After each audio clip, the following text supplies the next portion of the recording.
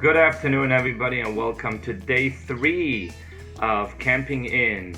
By now, I think every single yeshiva has already suspended, which makes it we have a lot more campers on. And Baruch Hashem, we had an exciting 2-day show, and we're moving on to day 3. Now, you might notice that it's a little bit of a different background. That's because I've been ordered to self-quarantine. Please don't worry, Baruch Hashem, I'm fine. It's just that in our shul we had some confirmed cases, and as a precaution, Stolner Rebbe ordered all the Stolning Light who were in shul Shabbos to stay home for the period of the quarantine, which is 14 days. So I quickly moved my entire studio home. I found this out when I was in the office. So it's a little bit of a different background, but Camping In, we're still doing this and we're continuing on. So in today's program, there are exciting things. There's going to be, again, a question and answer session on Pesach, continuing on Pesach. And at the same time, and the same show rather, there's going to be an interview later on with Chaim Brown. We're going to get Chaim Brown on the line here, hopefully, Be'ez Hashem, and we're going to talk to him about ideas for camp for this year. Also, we're going to cover rare mitzvahs that not everybody gets an opportunity to do, so we're going to talk a little bit about that. And other exciting parts for this show. Of course, we have Chaverimboyz's story, and we have with us the boys who keep on sending videos as to what they are doing during this quarantine time.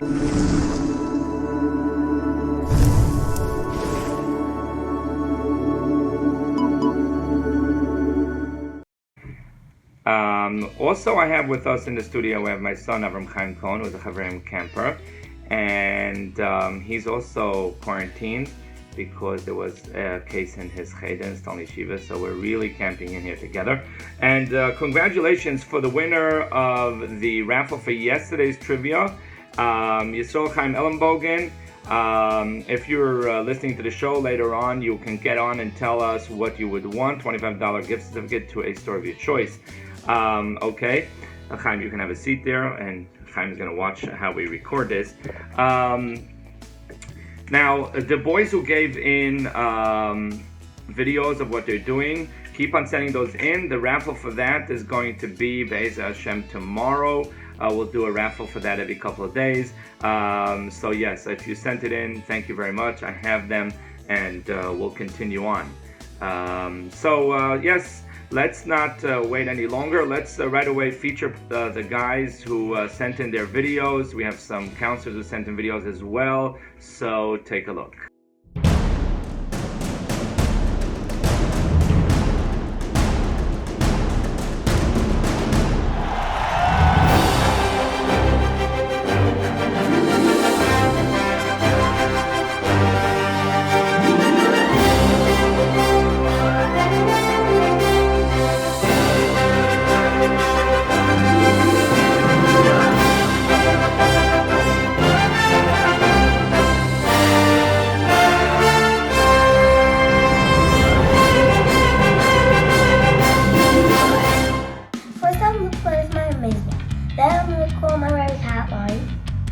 And then I'm gonna play with the media, and I'm gonna do my sticker holder, and then I'm gonna put my cone hat on.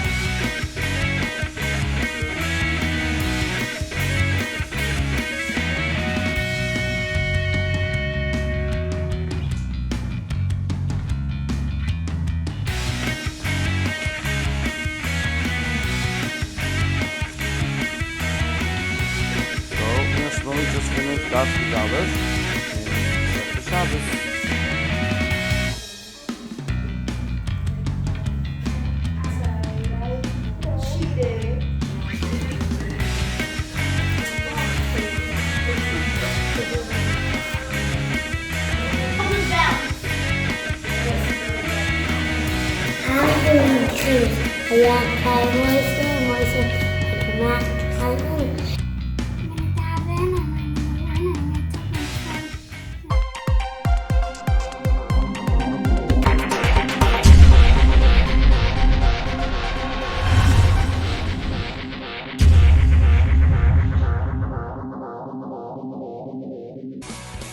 Welcome, Camp Chaverimboyz 578. What? No. What? Oh, you want me to tell them already? Okay. Boys and girls, ladies and gentlemen, today we have a special guest. Shh, don't give it away. Okay, before I announce who this special guest is and what he will be telling us about how he is handling this coronavirus and what he's doing to keep his day busy, can anyone guess who this is? I'll give you a hint. It's a staff member in Camp Chaverim. It's a staff. Which staff member is this? Are you Zevi Zicherman? Ooh. You know what? Let's see. Very annoying, this echo. 1, 2. Let's see if you guys can guess who this is. By raise of hands only, by raise of hands. Let me see who's raising. Oh, wow. We have a lot of hands. A lot of people. Who's. Okay, iPhone user, iPad.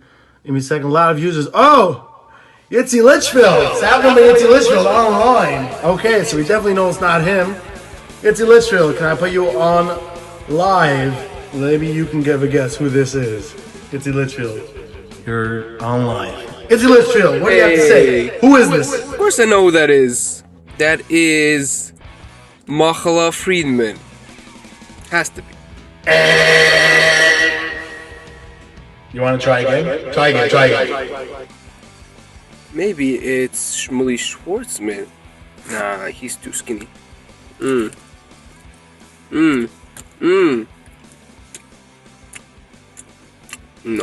can't be. Shmuley Deutsch? No. I think it's Yankala Friedman? Let's find out. Are you Yankala Friedman? No. Oh? No. Okay, well. He says, whoa, this thing really could change your voice. Anyway, so let's really find out who this is.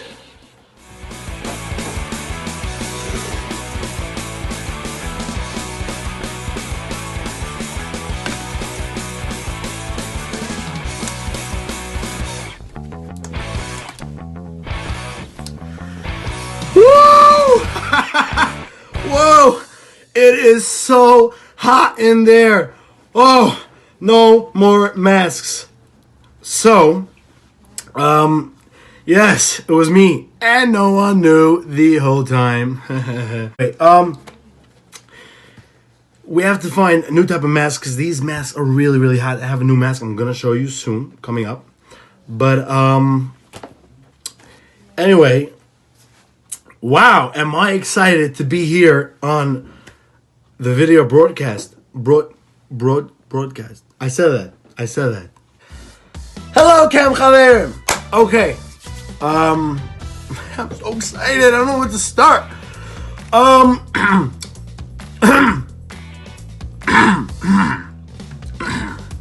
feeling good. I'm fine. Anyway, so the question is, what am I doing about this coronavirus? What am I doing at home? Well, yeah, I'm bored. Of course I'm bored. But at the end of the world, first of all, we have this amazing program where we're going to put together for us. I sit here every day. I enjoy it more than you guys. Anyway, but there's plenty of things to do. I mean, like, first of all, you know, you have to keep yourself busy. I mean, there's always like, I think it's enough makeup for today. What? Yeah. Well, when you're this bored, you're allowed to put on makeup. Okay? Don't try that at home. You don't want to waste all your mother's makeup. All right? Anyway, so what am I doing at home? What am I doing? right? Am I learning? What am I doing to waste time over here? Of course, you have to wear a mask. Very important to wear a mask. You know, you're going out in public. I have my mask over here. Let's see what I have in a second. Just got it. I just don't know how to work it. They say this mask is very, very special. Like, it helps you breathe. And like, you know what I'm saying? So I put it on. But I don't understand how it helps. Very important to wear gloves. You have to make sure you wear gloves. So you put that on. It's not fitting. Okay. I'm missing fingers. I'm definitely missing fingers over here in this glove. But the main thing is that you should have gloves on. Okay. And you want to just make sure you're wearing 2 gloves. It's very important to wear 2 gloves. So let's put this.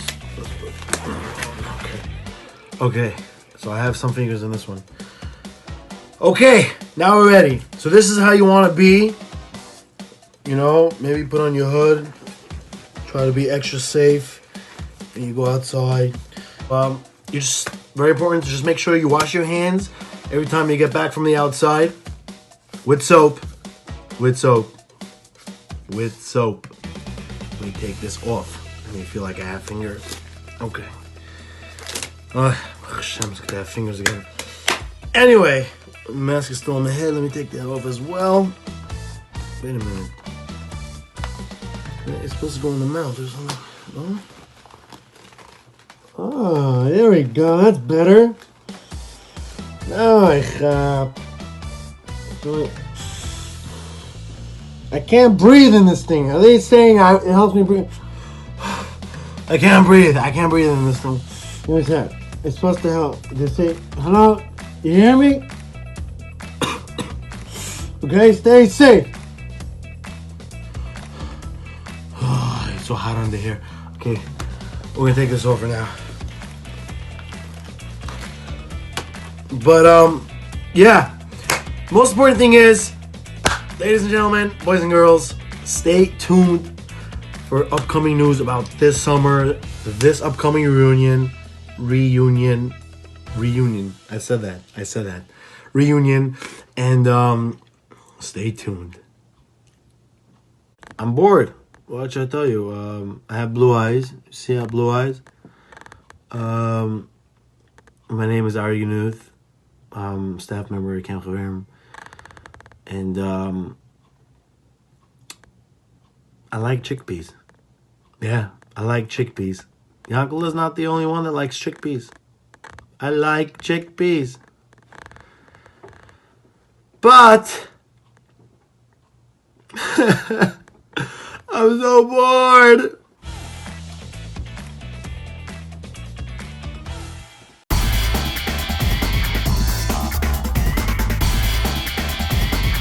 Oh, hilarious. Ari Ganuth, hilarious. I gotta say, Ari, that you got me there. When I watched the video, I also thought it was Yankele Friedman. And it turned out to be you. You have to teach me how that was done. That's mysterious. Beautifully done. And yeah, you gotta keep yourself busy. And as you saw before, the boys are keeping themselves busy in a variety of ways. Learning, davening, helping. Amazing. So yes, right now, without further ado, I want to bring part 3 of the story by our master storyteller, Avromi Balaich. Drum roll goes over here. Drum roll. There we go. That's a drum roll. And yes, Avromi Balaich, I'm already so involved in this story. I can't wait for part 3. I actually tried getting Avromi Balaich to send it to me early so I could know the continuation before the kids. But Avromi said, no, you gotta wait till the morning. So now we have it, part 3 of the story by master storyteller Avromi Balaich.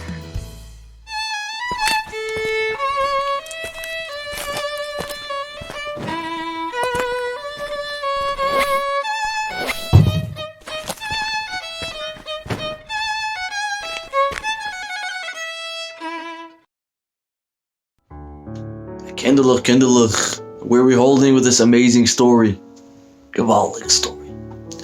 The story goes as follows. We're holding where Moshe calls Shloimi tells him he has to meet him emergency. He's not gonna believe what happened.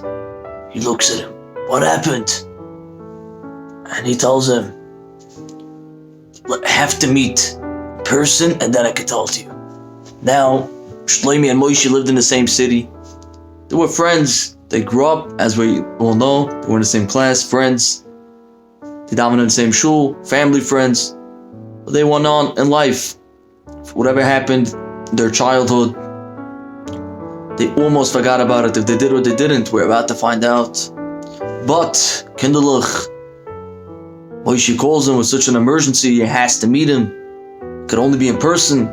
Shlomi says, okay, what do you want to meet? What do you want to do? Tells him, come to my office, 2:30, and we'll talk.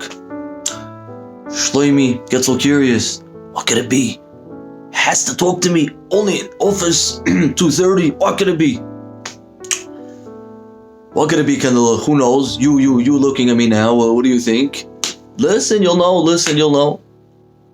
What happened was, Moshe sits down and he tells Shlomi,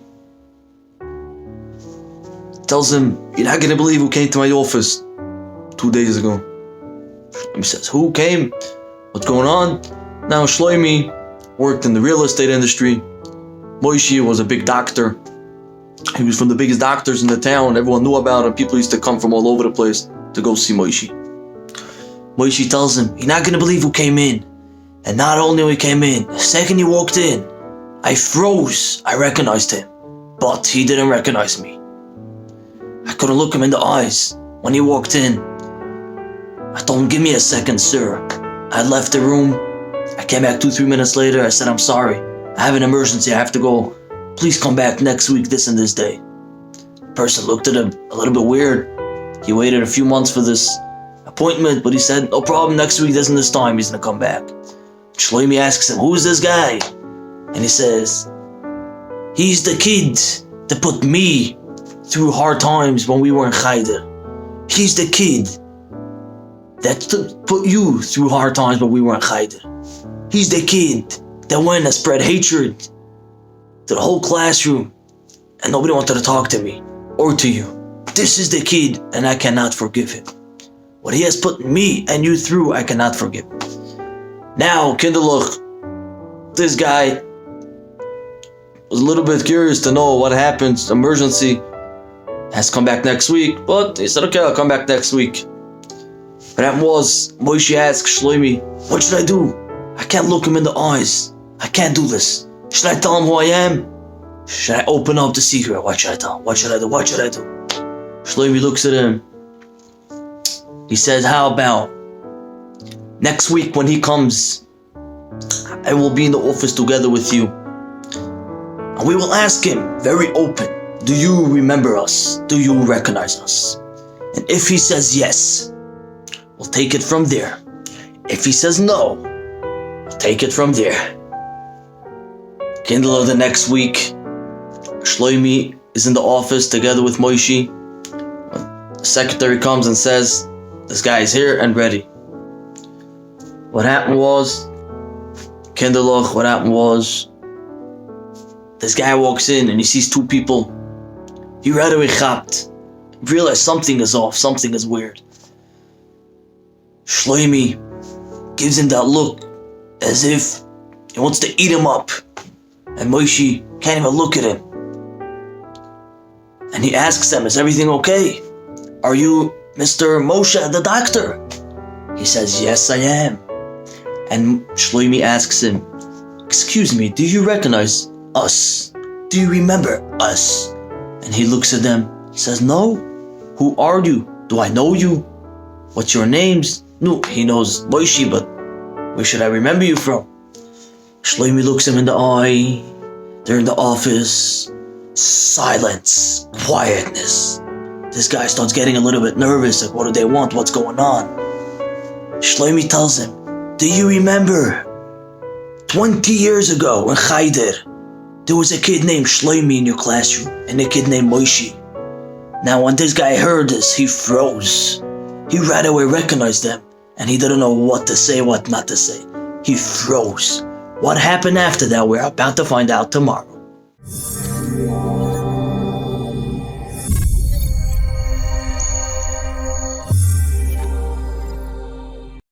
Wow, Avrumi, you got me spellbound, and I'm sure the rest of the boys as well. I can't wait for part 4. This is again Avrumi Blythe all the way from Kiev. Avrumi, the boys are giving tremendous feedback, how much they're appreciating this, and I appreciate this, so thank you.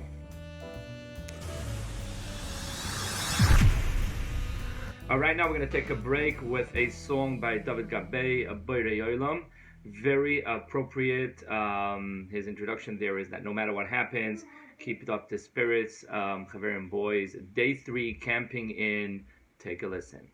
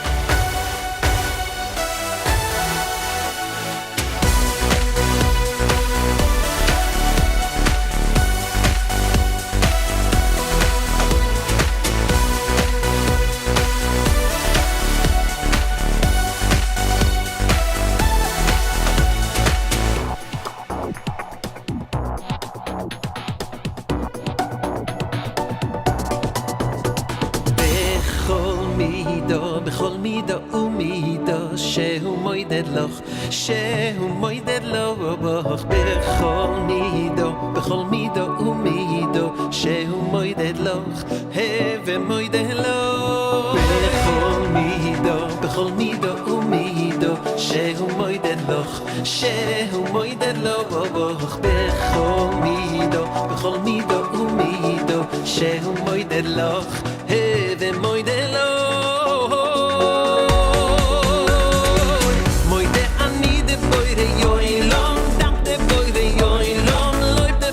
Yo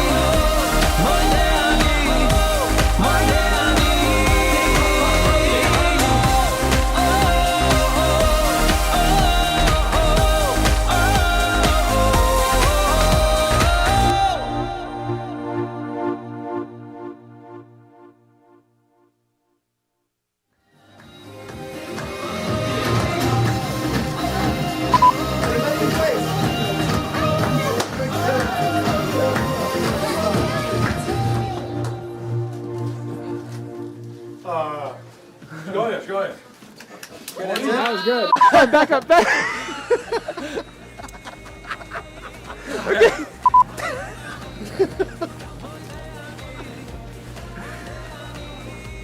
What kind of face you want me to make?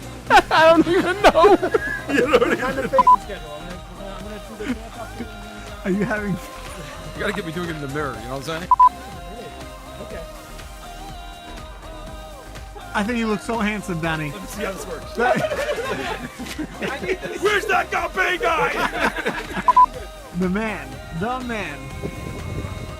Got it. This is how Gabe orders a drink. Beauty. Quarter. Let's talk later. How was your day? This was exciting. I'm ready to roll around in schmutz again tomorrow.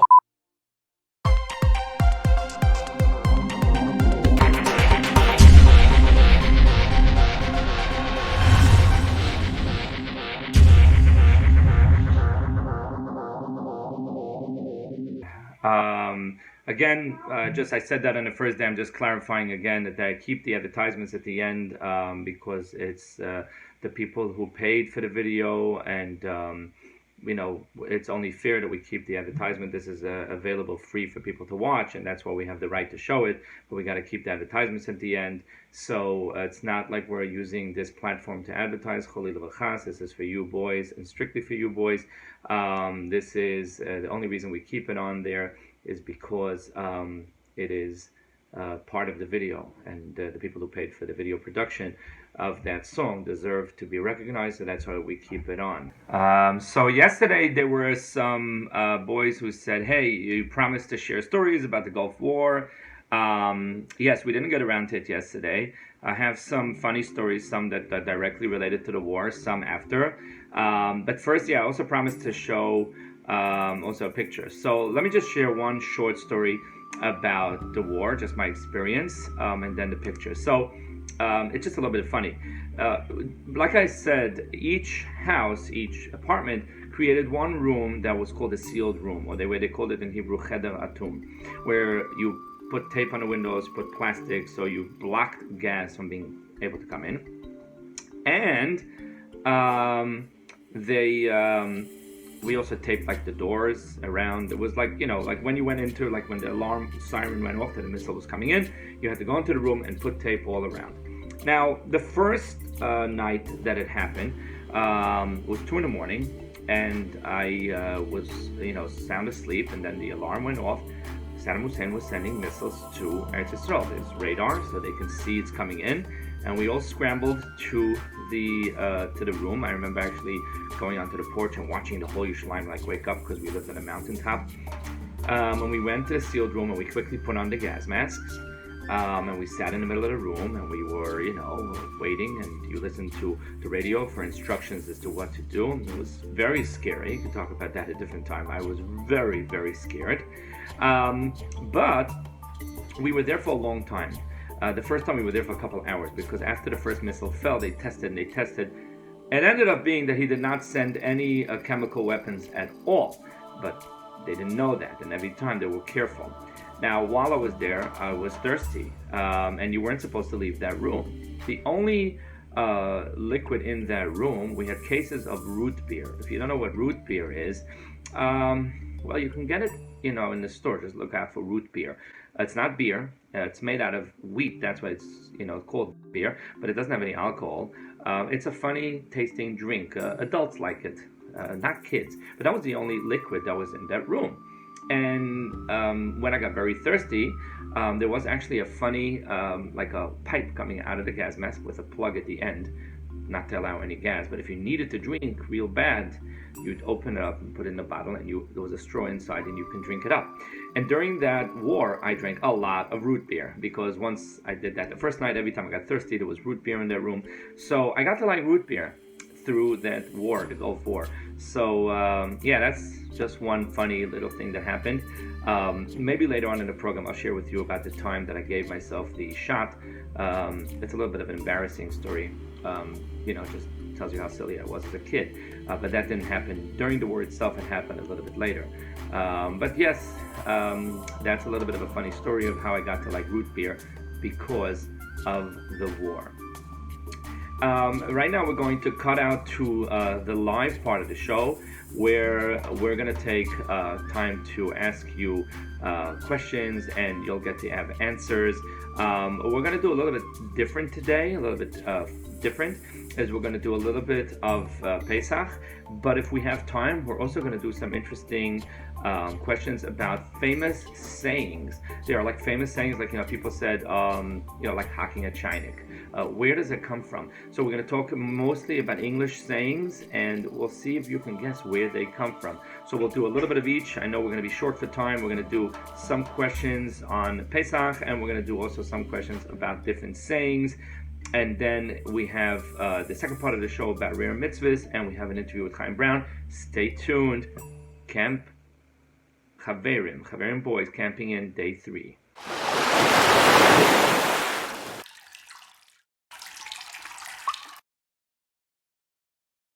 Okay, now we move on to the live part of the show. Welcome aboard, everyone. Again, if you're joining us for the first time or for the first day, you want to learn how to do the raising of the hand, either by phone by dialing *9 or by pressing the raise hand. Now, we're going to start off by lowering all hands. By the way, I said I was going to show a picture of me in the gas mask, and I forgot to show that picture. I was going to put it on. So I'm going to go cut to live again, just so you could see my screen. I'm going to cut to that, and you could see. You can't even tell it's me, but I'm promising you it's me. So give me a second, and you'll be able to see me with a gas mask. It's nothing very dramatic, but I did promise I was going to do it. And as I'm looking at it, I realized I didn't do it. So yeah, that's me with a gas mask. That's my shluf couple. That's just a shluf couple, like any other shluf couple. And then that's a gas mask. I know it doesn't look really so interesting, but the little white thing in the front is the part that it filters out the air. If the air is Hashem full of gas, you can notice the tape and the plastic in the back. That's my bedroom. I mean, it doesn't look so exciting now because it has all that tape but that was the way to protect the home. And this gas mask, by the way, we had to learn how to put it on very fast. I can put it on and test it. You have to test it by blocking the airway to make sure no air is coming in from other sides. And if you were able to do that, you knew it was good. And I was able to put this on in about, 20 seconds flat. Okay, so we have a lot of people with us. We're lowering the hands now, so we could start with some questions. Okay, we really only have 25 minutes because I promised Rabbi Brown we're going to be on time for 4:20, and we still have another part of the program. So let's begin with some questions. Now, yesterday, one of the parents pointed out that we have different ages, and we have some younger boys, and some of the questions we ask are only it's not fair. The younger boys have a hard time with it. So we're going to have some questions that are geared for different ages. Like I'm going to say that only if you are in Kita, Aleph, Beis, or Gimel, you can answer. So just pay attention. Let's begin with a regular question. Anyone can answer. Everybody knows the famous story is that the Paroi was putting babies instead of bricks. Hashem Yirachem. This Rosh Paroi was taking babies and putting them instead of bricks. And Moshe Rabbeinu saw that and he couldn't fight it. And Nebisha told him, these are Rishayim, I have a cheshbon. Moshe Rabbeinu, Mamish was such a Rachmanis, Moshe Rabbeinu took one out.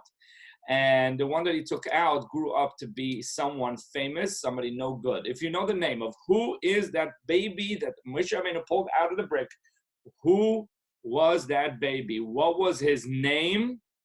And if you also know what he ended up doing, but if you know his name, okay.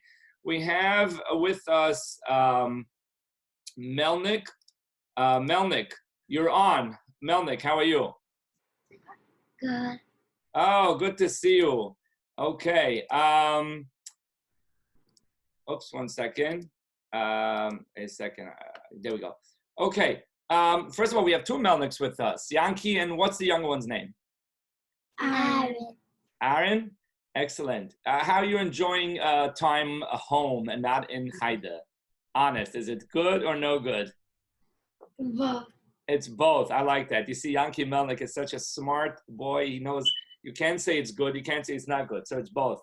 Okay, what's the name of that baby that was in the brick? Micha. Micha, wow, that's wonderful. By the way, I don't know if you know, but we raffle off prizes every day. Yesterday's winner was Chaim Ellenbogen, which we're going to ask him soon what he wants. But one second, let's write the name down. So who got the answer right? Did you get the answer? Did your brother? Is it Yankee or is it Aaron? Both. Both. Oh my! What should I tell you, Yankee? You are amazing. You have such a good heart. You say both for yourself, so I'm going to write down both names, Yankee Melnick and Aaron Melnick. It is true. Do you know what he ended up being with him, with Micha?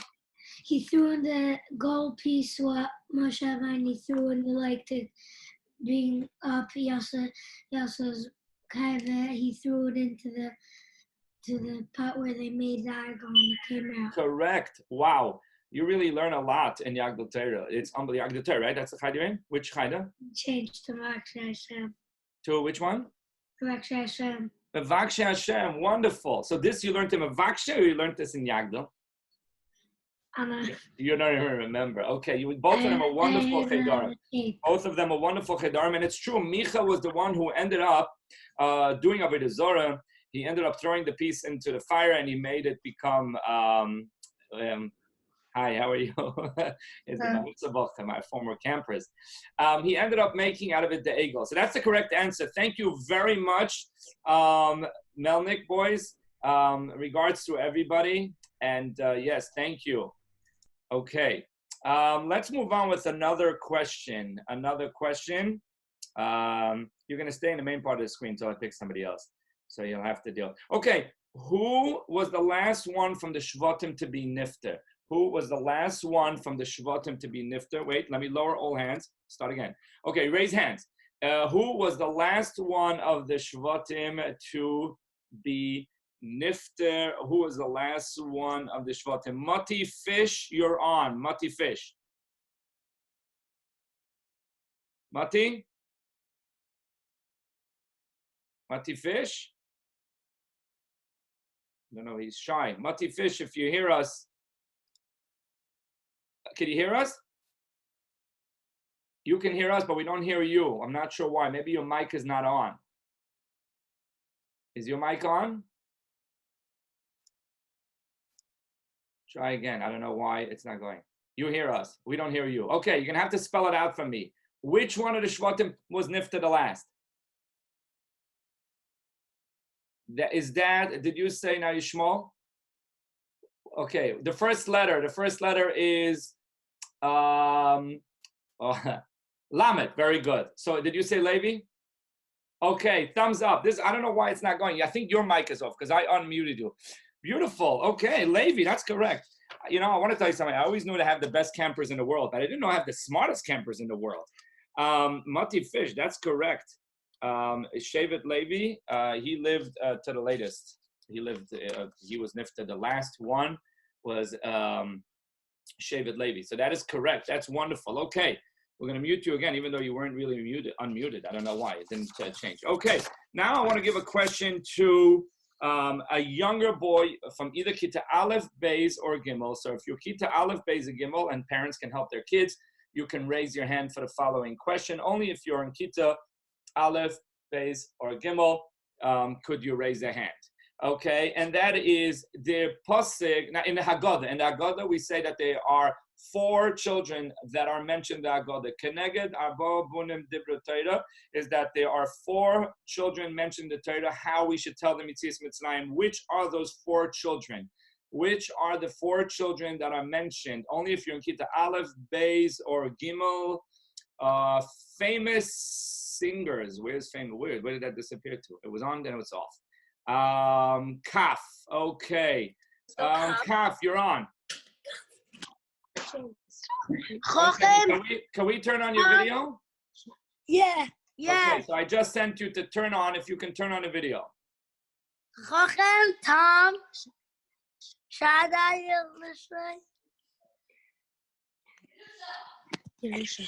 Erusha. Very good. Very good. See, this tzaddik doesn't even think of it as Shoyim. That's why it came up last. What's your first name, tzaddik? Shirley Fisher. This was Shirley Fisher? Yeah. 1 second, I gotta see my video. Why don't you start the video?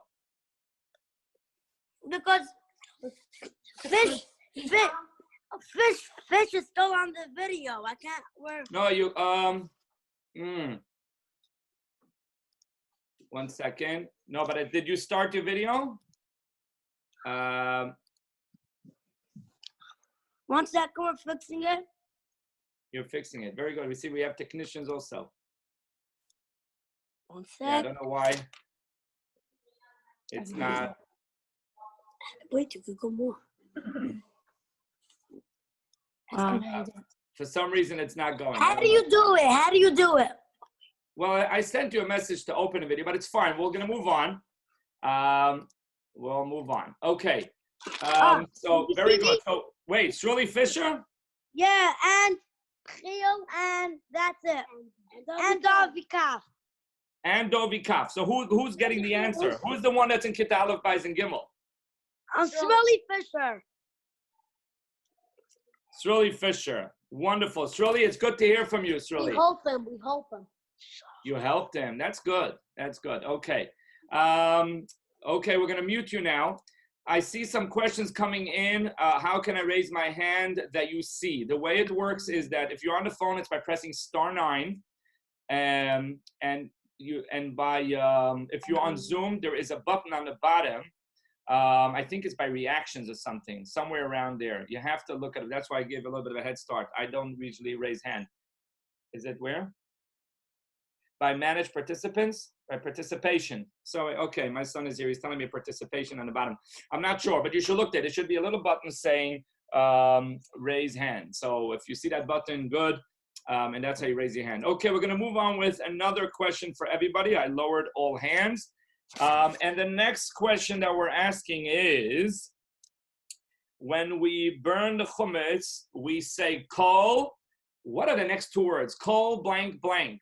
Kol blank blank. What are those next two words? Kol blank blank. What are the next two words that we say when we burn the chumetz? What is the next word? Shaya Rosenberg.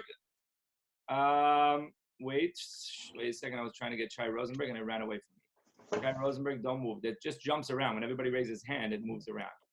Wait. Woo. Okay. I'm gonna have a way like to make it slow down. Okay, Shaya Rosenberg, you're on. Chamira v'chamia. Very good. Called Chamira v'chamia. Do you know the type of Chamira v'chamia? It's okay. I put you down on the list. I don't mean to put you on the spot extra. But do you know the type of Chamira v'chamia? No. If I'm not mistaken, my son Chaim is here. What's the type of Chamira v'chamia? No, that's already the rest of what you're saying. But the type of Chamira v'chamia, you can show everybody your face. This is my son Chaim. He's helping me run the studio. You embarrassed? You shy? You don't have to be shy. Come, show everybody. He's helping me run today's program. We're both in quarantine because we both were exposed to cases. Okay, have a seat, Chaim. If I'm not mistaken, Chamira v'chamia is chometz and se'or. If I'm not mistaken, like we learned yesterday, we had a question and answer about chometz and se'or. The difference: chometz is regular bread that became chometz, se'or is sourdough. I think that's what Chamira v'chamia is, but I will. If I'm wrong, I would like to stand corrected. So, very good. Okay, Shai Rosenberg, good to see you. How are you managing the no yeshiva situation? Hashem, today's the first day off. Today's the first. Which yeshiva is that? It's David in Muncie. Huh? It's David in Muncie. It's David in Muncie. It's okay because Muncie is like, later than everybody else in everything, So I grew up in Muncie. Muncie is like a generation behind. So beautiful. So I should not ask how are you managing. I should ask how your mother is managing the fact that you're home, right? Not only to you, everybody.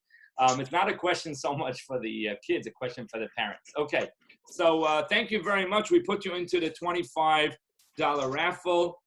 Okay, how do we mute you again? Where did you disappear? We got to mute you.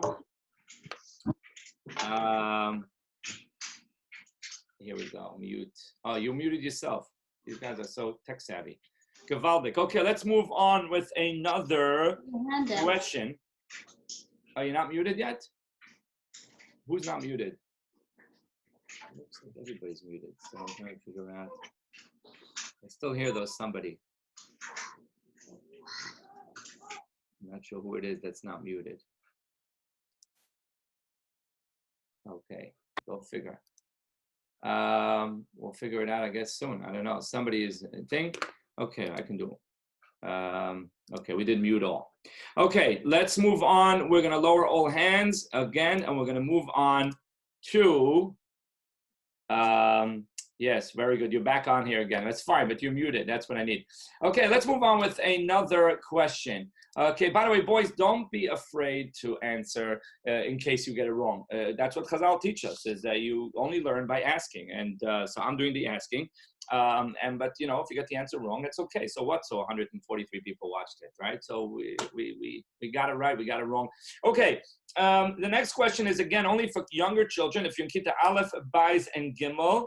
If you're in Kita Aleph, Bais, and Gimel, Moshe Rabbeinu had a wife. What is Moshe Rabbeinu's wife's name? The name of Moshe Rabbeinu's wife. If you are in Kita Aleph, Bais, or Gimel, only in Kita Aleph, Bais, and Gimel, what is Moshe Rabbeinu's wife's name? We have Ermin. You are on. Zipporah. What's your first name? Chaim. Chaim Ermin. Very good. You are in Borough Park, right? Right. Which Chayda? Tiferes El-Melech. So this is your first day off? Yeah. This is the first day off. I could see that. How do I know it's the first day off? Because your brother's still smiling. If this was day 5, I don't know if he would still be smiling. Okay, that is correct. Zipporah. Can I ask you another question? Because I see you're a very smart boy. But I already wrote your name down for the raffle. Moshe Rabbeinu had 2 boys. You know their names? Hashem and Eliezer. Very good. Look, amazing. How smart. You know, you see me come speaking to Tiferes El-Melech before, right? Did you? Maybe not you. Your brother did. I came. I said, so you didn't. You ever see me come speak there? Say stories. Yeah. Okay. So next time I come, I'm going to tell the manal there. Just Rabbi Price and Rabbi Rudnicki, his name is? Ravitsky. How smart Ravitsky. How smart the boys in Tiferes El-Melech are. Unbelievable. I am very, very impressed. Okay, let's move on. We're running out of time because at 4 o'clock got to start the next taped part because we have Rabbi Brown with us at 4:20. Okay, let's go back to you two guys again. Okay, let's move on for another question. The next question is a tough halacha question, and that is, what is the halacha if I find chametz on Pesach? Chametz on Pesach. There's Yontif, there's Chol HaMoed. If I find chametz on Pesach, what do I do? Hashem Yerachem. By the way, such a story once happened to me, and it breaks the heart because you clean so hard for Pesach, and you hope that you got it all ready and done. And then what happened is that on Pesach, I went into my minivan, which was spotless, but there's a pocket behind the passenger seat, and I stuck my hand in to get something, and out came a granola bar, a chametzik granola bar. It broke my heart. After all the cleaning, that should come out. But Baruch Hashem, I knew the halacha was on Chol HaMoed, so I did something. I'm not going to say what I did. What's the halacha if you find chametz on Pesach? The difference between Chol HaMoed and Yontif. Okay, we have with us Laser Ostreicher. Laser Ostreicher, you are on? Yeah. Laser, can we ask you to turn on your video? Yeah. Okay, here, I sent you a message to start the video. Yeah, it's start. Yeah, you're on, but all I see is a chair. Oh, as the reverse. It's on reverse. So then, yeah, okay, asking it. There we go. Okay. So it's Ostreicher brothers. Don't push him out. It's okay. We can do both. Both of you fit into the screen. Okay, Tzaddik. So first of all, how's it going over there? You're in Lakewood, right? No. Where are you? Brooklyn. You're in Brooklyn all this time and you never came to me for Shabbos party? Oh my goodness. I thought that you were in Lakewood all this time. Okay, you have to come over for Shabbos parties sometimes. Okay. So again, I'm just stopping because somebody asked me how do boys get picked to answer the question? Do they raise their hand? The way you raise your hand is not by waving it to the screen. I don't see all the screens. There's a little button called raise hand, or if you're calling by, if you're on the phone, then it's by pressing *9. So raising your hand doesn't mean like going like this, because I can't see that unless you're from the first few that I see here. Like I see the readers doing it now, but because they're on the screen, but I don't see everybody. But raising your hand is a little button, and it shows up on my screen as a raised hand. So I'm sorry. What's the halacha? Us strikers, what's the halacha if you are you find chametz on Pesach? On Pesach, on Chol Hamoed you burn it. On Chol Hamoed you burn it. That's correct. You make a little fire and you burn it. What happens on Yom Tov? Should I burn it? On Yom Tov, you keep it till Chol Hamoed and you burn it. Okay, so what do I do on Yom Tov to make sure that nobody eats it? You put it in a bag. Exactly. It says you cover it with a keli. You actually shouldn't even move it because it's muktzah. It's muktzah. So you're not allowed to even move it. Chas v'sholom, you find chametz on Pesach. First of all, you don't have to panic because it's not yours. You already said kol chamira v'chamil. But if you find chametz on Pesach, just cover it with a pot or whatever you want to cover. Don't use a Pesach pot because your mother's not going to be happy. But you can use like a tin foil or something, or a bag. You cover it so nobody eats it by mistake, and then on Chol Hamoed you burn it. That is correct. What's your first name, Ostraika? Shia. Shia. Okay, thank you, Shia Ostraika. That was spot on. Did a great job. Okay. So let's mute you and let's move on. Wow, you know, whenever we get on the show, it's just the time melts between my hands. I have so much to get to, and then I have the taped part. Okay, another question, and it's a question for all ages, and that is, during the Seder, you keep on leaning to the left side besides when you eat one food. When you eat one food, you do not lean to the left side. What food is that you do not lean to I'm playing with the lights here, if you didn't notice. Okay, which food is it that you do not lean on when you are at the Pesach Seder? Avram Chaim, you want to answer? Okay. Avram Chaim wants to answer this one. You see, so we have a dilemma because Avram Chaim is here in the show. He doesn't know how to raise his hand. He's waving his hand the whole time, and I'm ignoring him. Okay, Avram Chaim, come on and tell us, what is the food that you eat not ungeleint? The maror, that's correct. You're not supposed to eat ungeleint because the maror is reminder for the sad parts that we have. And ungeleint is like showing like being like a king. So we don't want to, it's like, you can't do that. We don't do that. Wow, okay, very good. Avram Chaim Cohen, thank you. I don't have to mute you again. You have to be quiet because we're continuing on with the show. Okay. Let's make this a question again for all ages, a question for all ages. I want you to tell me Moshe Rabbeinu's father, grandfather, and great-grandfather's names. That's a little bit tough. Moshe Rabbeinu's father's name, Moshe Rabbeinu's grandfather's name, Moshe Rabbeinu's great-grandfather's name. 3 generations. Moshe Rabbeinu's father, grandfather, and great-grandfather. Okay. We have Baruch's iPhone. Who's Baruch's iPhone? Yes, Fireworker. How are you? Good. Good to see you. I think we saw you on the first day, right? No, I was on the phone the first day. On the phone the first day. And it looks like you figured out how to not be on the phone. And you also figured out how to play with the settings, that you have a beautiful background. And my computer didn't let me do it. And I wish it did, because then I can make myself like as if I'm in Hawaii somewhere instead of being quarantined in my room. Anyways, good to see you again. So tell us, Moshe Rabbeinu's father's name is what? Amram. Good. His grandfather's name? Kahas. Great-grandfather? Who's Kahas's father? Levi. Good. Who's Levi's father? Yaakov. Yaakov's father? Yitzchak. Yitzchak's father? Avram. Avram's father? Teresh. I'm not going to ask you the next one because I don't know the answer. Okay, very good. Awesome. What's your first name? Nehemiah. Nehemiah Fireworker. Okay, that's a great, you did well. Okay. By the way, I'm going to ask a question now. It's very tough. I'm going to ask it to you. If you don't know the answer, it's fine. You're already written down. But if you do know the answer, then you can tell us. Avram Avinu's mother's name, do you know? That's so hard. It doesn't even say it in the Torah. We know it only from Medrash. Okay? We know it only from Medrash. I'm going to lower everybody's hands. If you know the answer to this tough question, Avram Avinu's mother's name. Wow, there are guys who actually know. I didn't notice when I was your age.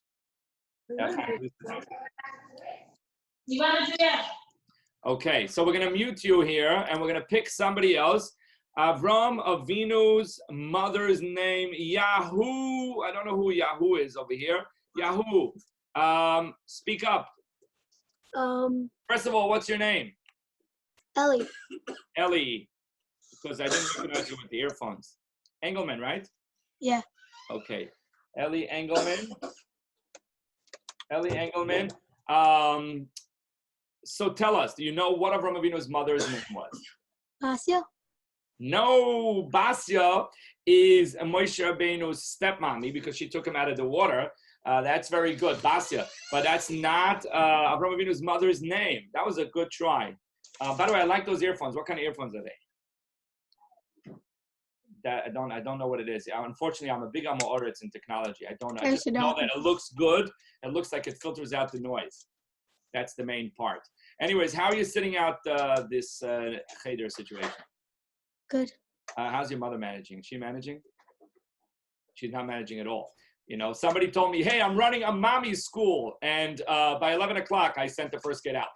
That's what the mother was saying. What do you do when you run a mommy school? You call the principal to come pick up the kid? You're like, hey, Mr. Principal, I'm sorry. My son can't be in my class anymore. He's going to go back to yeshiva. You can take him with you. I guess that's what you do.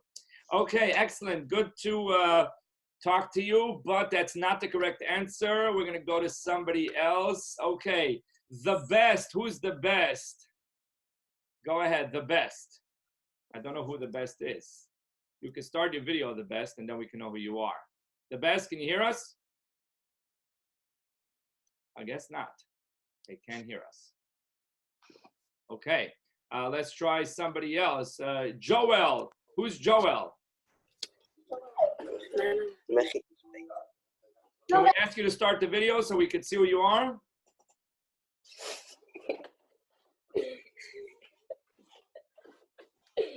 Second, where's Joel? We got to get this spotlight video. There we go.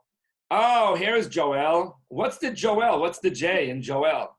Yoeli. That's it. Say Yoeli as is. Okay, what's your first name again? Remind me. Mechi.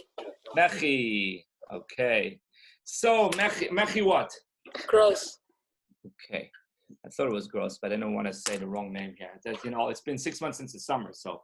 Okay, Mechi, what's Avram Avinu's mother's name?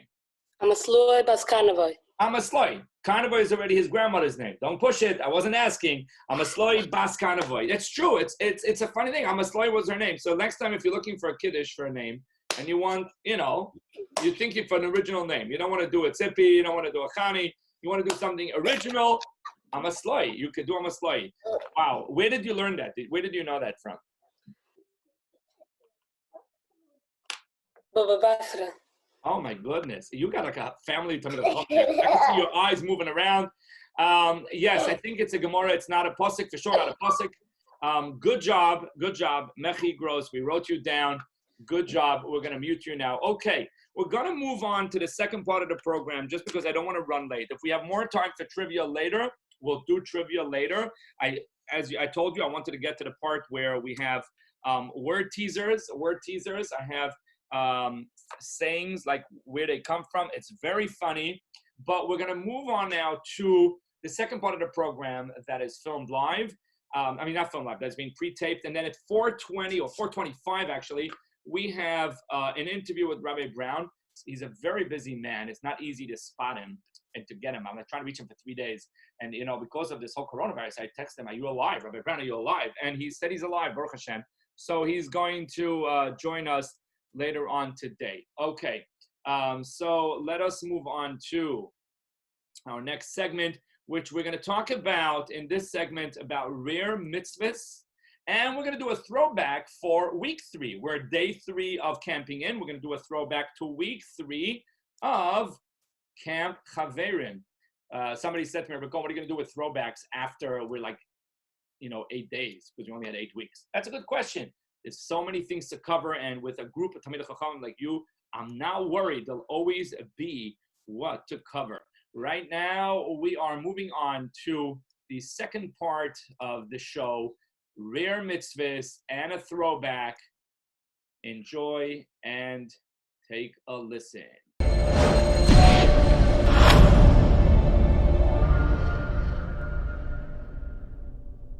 Welcome back to the program. Now we are in part 2. So today I want to talk a little bit about rare mitzvahs. There are mitzvahs that we have the opportunity to do every day, tzitzis and kashrus, and then Shabbos every week. Sheish mitzvahs tmidiyas, remembering Yetzias Mitzrayim, Emunah. But then there are mitzvahs that are rare, and today we're going to talk about 3 of those rare mitzvahs. I'll show you some video clips. I'll explain a little bit as we go along. But we're talking about the mitzvah of Pidyon Petach Hamor, which is if you have a newborn donkey boy, a boy donkey, newborn, which means just like a Pidyon Haben, the first boy born to his mother, a first donkey boy born to a donkey mother, you have to do Pidyon Petach Hamor. You've got to either give the Kohen a sheep instead of it, like be paided, redeem it, or you cannot use that donkey. It's rare because we're not farmers, we don't have donkeys, but there are people who are zeich for the mitzvah. I'll show you some video clips. Sometimes people chip in to a donkey when they know it's going to be born so they can have this wonderful mitzvah.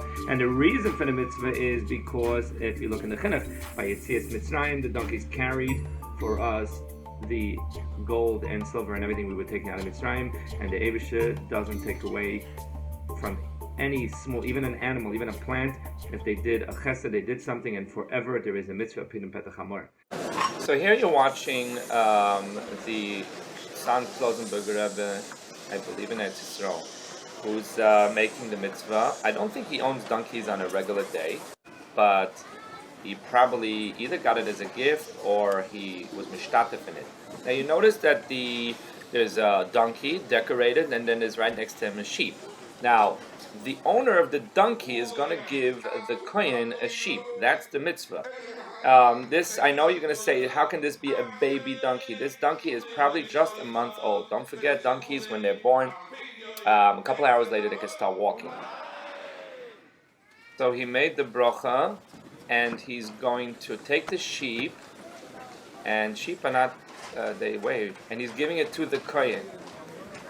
So now he did that, now he's allowed to use the donkey. Now the sheep belongs to the kohen, and that is the mitzvah. The donkey, by the way, if you notice, is decorated because we're doing mitzvah with it, like they decorate a baby boy when they do Pidyon Haben, they decorate the donkey. Also, obviously you don't use jewelry, you use other kind of stuff. This is just the tish that followed because it's such a beautiful, rare mitzvah. They made a tish in celebration, which tells us, by the way, let's think about all the mitzvahs that we have every day, that we have an opportunity to do every day, like Birchas HaMazon, it's a mitzvah d'oraisa. I mean, we do it a lot, so maybe we don't make a big tish at the end of every one of it, and we don't, think much about it, but it connects us to the Eibusher just as much. The Eibusher gave us 613 mitzvahs. Each one of them is a way to connect with the Eibusher. Some of them are chiyuvim we must do. Some of them the Eibusher says you could do, and of course, if we could, then we want. And just look at the crowds there celebrating one mitzvah, and just think about how many mitzvahs in your day you have. Chamor on our left is something which is forbidden for us to use. We're not allowed to benefit from it. We're not allowed to do any work with it. And we are going to, only way we can remove that is by exchanging it for the sheep, which I also own. I own the Petach Hamor, I own the sheep, and I'm going to give the sheep to Rabbi Khan, who's the Kohen, that is going to accept the sheep and take it home and do with it whatever he wants to do. This is from the Pidyon Petach Hamor in Detroit. And as you can see, again, crowds gathering. I don't know if you can get to see the donkey, the newborn cutie. He's there, and again, as he explained, he owns the chamor, he owns the sheep, and he's going to give the sheep to the kohen so that he can use the chamor, and then the kohen can do whatever he wants with the sheep. He can open a petting zoo. Would you want to turn around?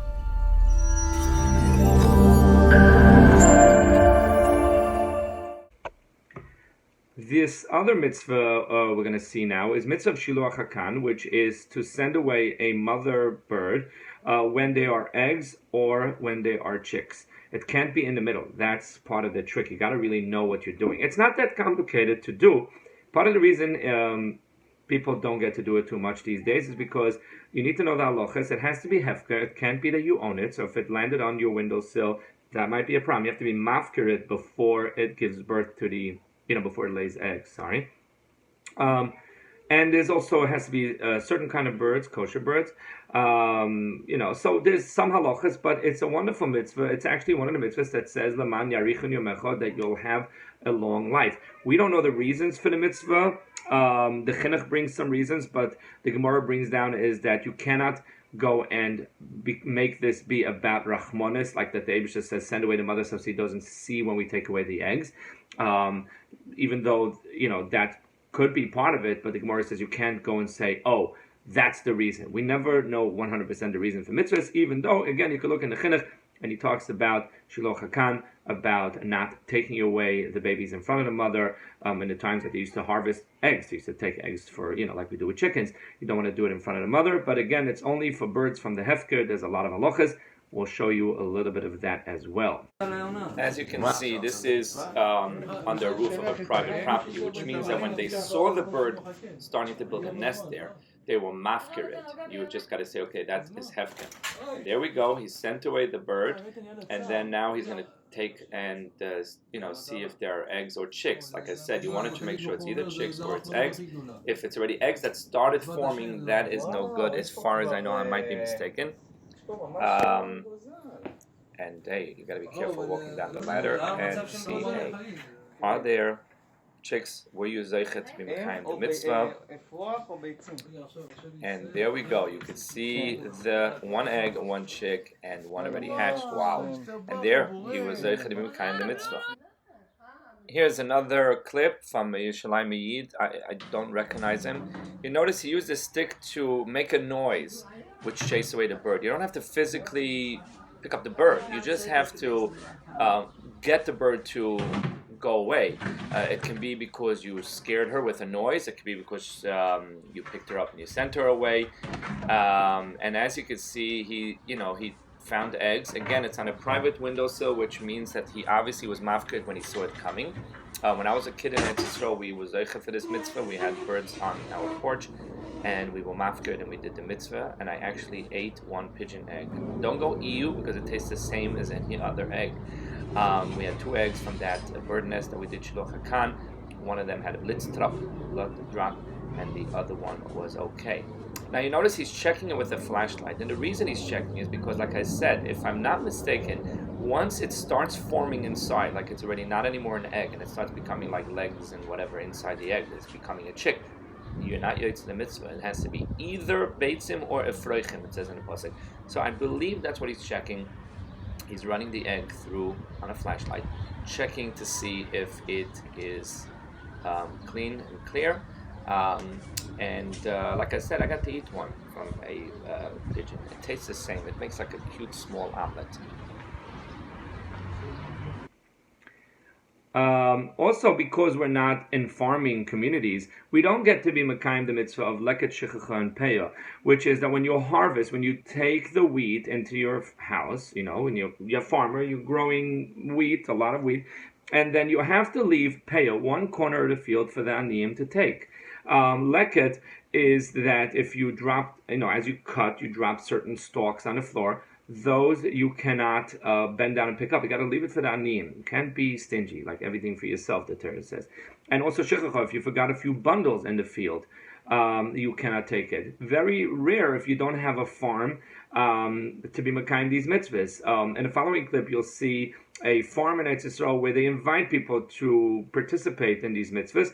I'm not sure if you get to own part of it, so it's actual mitzvah, or you just get to practice. I'm not sure. But if you were to have a field and you were grow wheat, no matter how much, it has to be a minimal size, but you got to leave over a corner of the field. That's payah. That's what we call these payahs, also the corners. The shtiging is if you forget a bundle, you got to leave it there for aniyim. And leket, if you forgot a few stalks on the floor, a few wheats, you can go back for them. So take a look. On this farm in Eretz Yisrael, this man gives children the opportunity to participate. As you notice, they all have sickles, which are the old kind of knives that we use to cut bundles of wheat. And they're going to cut wheat from the field. And again, if they drop one or two stalks, they're not going to pick it up. They're going to leave it for the aniyim to be able to take. Well, that's not how you use a sickle. I gotta teach these kids. You gotta do it like in a swinging motion. Okay, but they're trying. Now, each one of those bundles is a bundle that if you take it with you when you finish packing it up, you cut it, you leave it in the field, and then you come back with a wagon. You pick up all the bundles, and if you forgot some bundles, that's when you have to leave it for the aniyim. Obviously, as you can see, the bundles on the floor, that's before collecting them. That's not yet shtiging. You tie it around, and you're gonna come back for it later. But if you, when you come back for it later and you leave over some bundles, that's when the mitzvah is, hey, just leave it. Also, the mitzvah of payah. You see, he has a written payah because in his own field, that's a part he doesn't touch. And that's the mitzvah of payah. Leave over a part for the aniyim, corner in your field.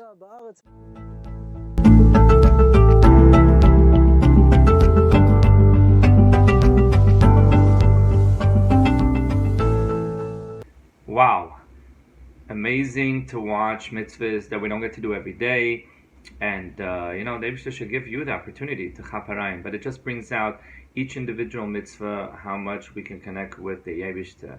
We'll take a break right now before we go on live with Rabbi Brown. We'll take a break with an appropriate song by Mordechai Shapiro, Schar Mitzvah Mitzvah. One mitzvah leading to the other. Schar mitzvah mitzvah. The meaning of the words is that the biggest gift you can get from the mitzvah is getting another mitzvah. The schar of a mitzvah is another mitzvah. That's why we know that one mitzvah leads to the next. Take a listen. Schar mitzvah mitzvah by Mordechai Shapiro. Again, this is Chaverimboyz Camping In, Day 3.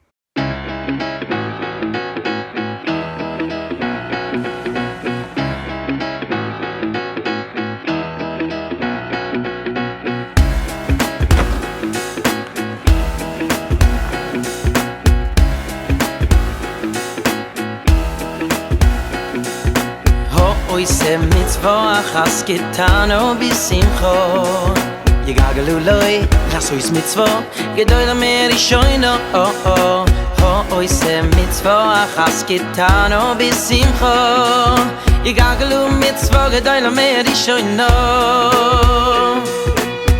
Oise mitzvah achas getano bisimcho Yegagalu loi chasois mitzvah Gedoy lamer ishoino Oise mitzvah achas kitano bisimcho Yigagalu mitzvah gedoy lamer ishoino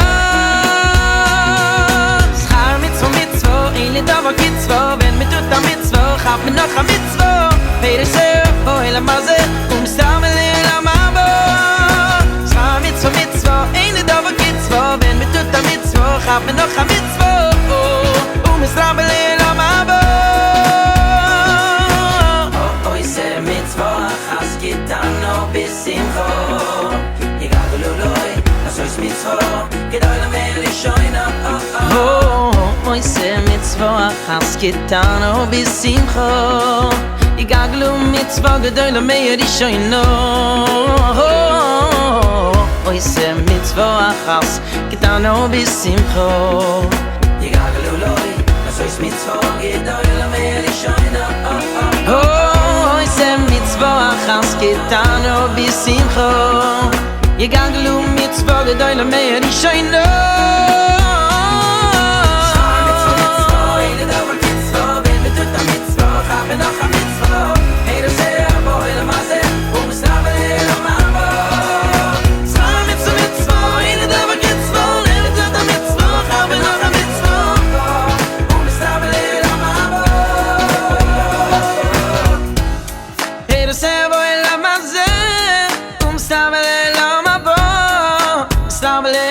mabo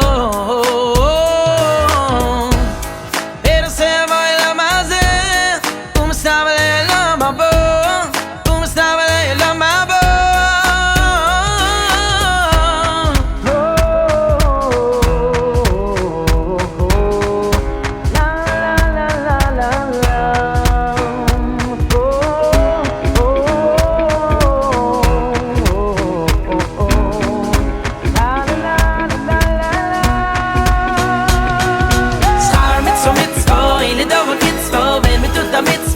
noch a mitzvah Peter sehr boy la maze sabele oi la mabo Schar mitzvah Eine dove mitzvah Wenn wir tut a mitzvah Haben noch a mitzvah sabele la mabo Schar mitzvah Eine dove mitzvah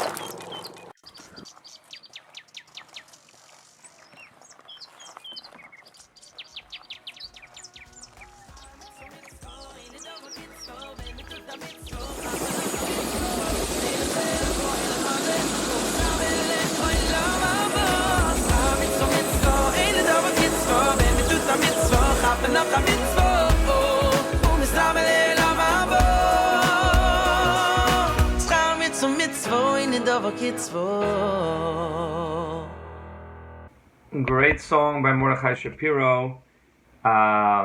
Great song, Schar Mitzvah Mitzvah. Okay, so I want to just go to throwback for week 3 in camp. It brings back such beautiful memories. Throwback for week 3 in Camp Chaverim.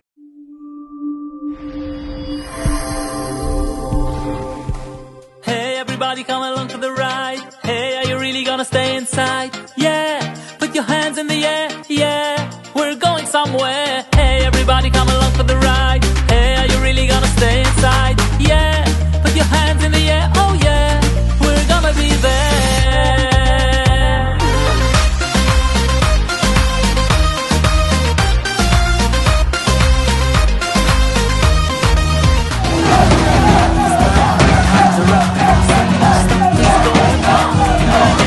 Hashem, he's the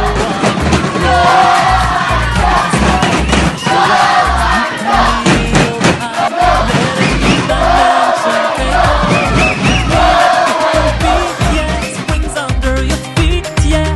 Troubles melt like snow. Let it go. Oh, hey, everybody come along for the ride. Hey, are you really gonna stay inside? Yeah, put your hands in the air. Yeah, we're going somewhere. Hey, it's tight.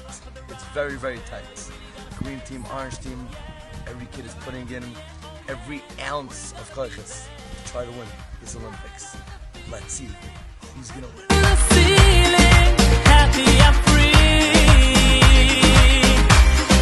Right on the feeling, break through the ceiling, happy and free.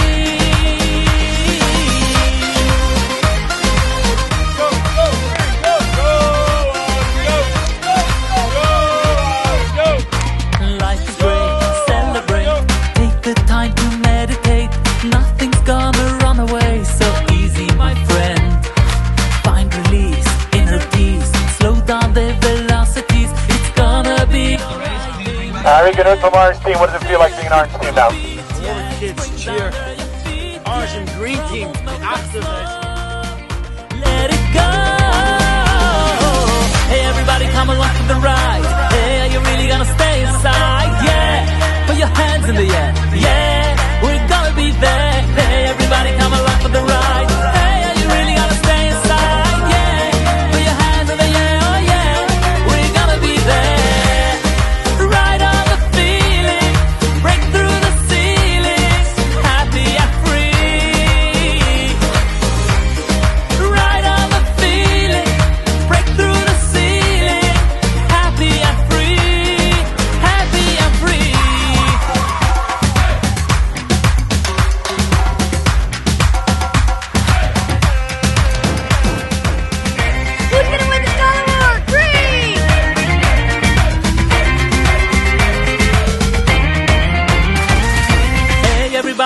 along for the ride?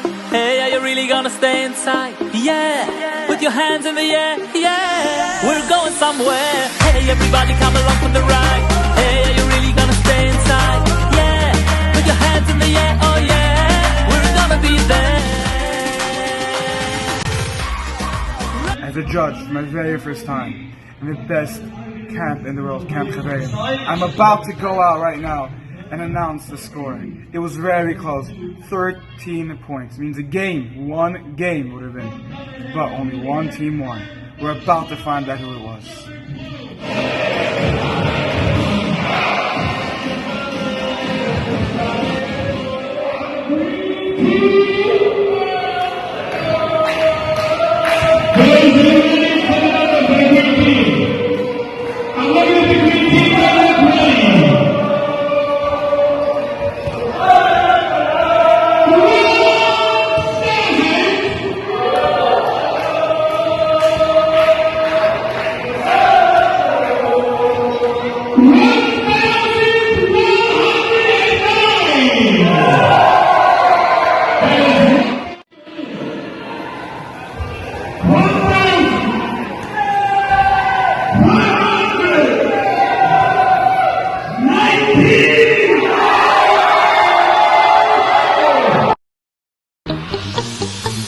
Eliyahu Hanavi zachor latov, Eliyahu Hanavi zachor latov, Eliyahu Hanavi zachor latov, Eliyahu Hanavi zachor latov, Eliyahu Hanavi zachor latov, Eliyahu Hanavi zachor latov, Eliyahu Hanavi zachor latov, Eliyahu Hanavi zachor latov, Eliyahu Hanavi zachor latov, Eliyahu Hanavi zachor latov, Eliyahu Hanavi zachor latov, Eliyahu Hanavi.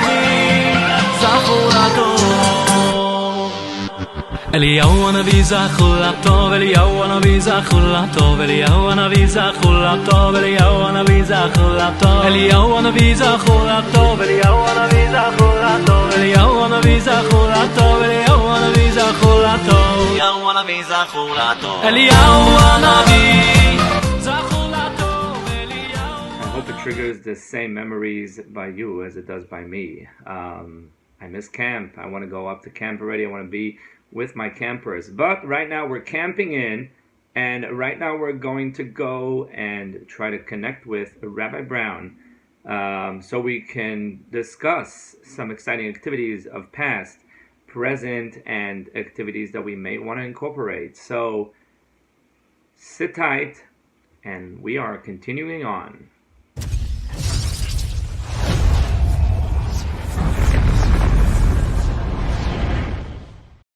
Okay, wonderful. What beautiful memories. Okay, we're back on live.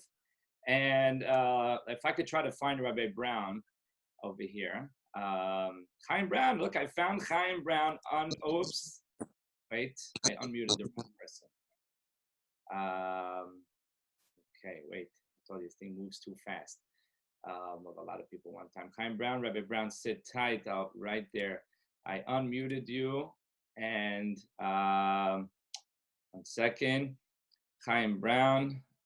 Wait a second, where did it disappear? Rabbi Brown, can you hear us? Yes. Gewaldig. Rabbi Brown, you're fine. Rabbi Brown, welcome. This is awesome. How did you make it sideways? Is it the phone, or is it the camera, or is your whole house upside down? I'm not allowed to come out of the crib. Good for you. Rabbi Brown, how are you doing with this whole coronavirus thingy? I mean, what's going on? I'm stuck in the crib for the next 2 weeks. I got you. Okay. By the way, just as an off question, are you also part of the Stolen quarantine? No, I was in California for Shabbos. Now I know why. Okay. Chaim, Rabbi Brown, rather. First of all, this is day 3. I don't know if you were following early on. By the way, this is a message to all the boys as well. If you missed the first 2 shows, or if you ever miss a show, we upload it afterwards. Ask your parents how to be able to see it. We tested the boys on a lot of knowledge, and it's unbelievable. I always knew we have the best campers in the mountains. I didn't know we had the smartest campers in the mountains. It leaves me wondering, what did we leave for other camps? I don't know. But Rabbi Brown, first of all, what's your plan? How are you going to get out of that crib, by the way? Is it safe to come out? It's safe to come out to talk to you? It's safe enough. It's safe enough to come out. Just be careful. Okay, okay. Okay, one Very second. careful. Don't knock over your rattle.